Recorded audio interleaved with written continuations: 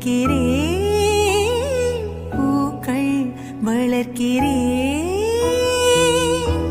சில பூக்கள் தானே மலர்கின்றது,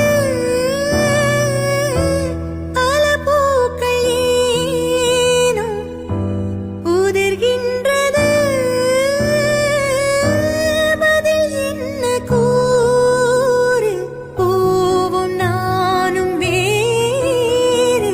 ஏதேதோ எண்ணம் வளர்த்தேன், உன் கையில் என்னை கொடு.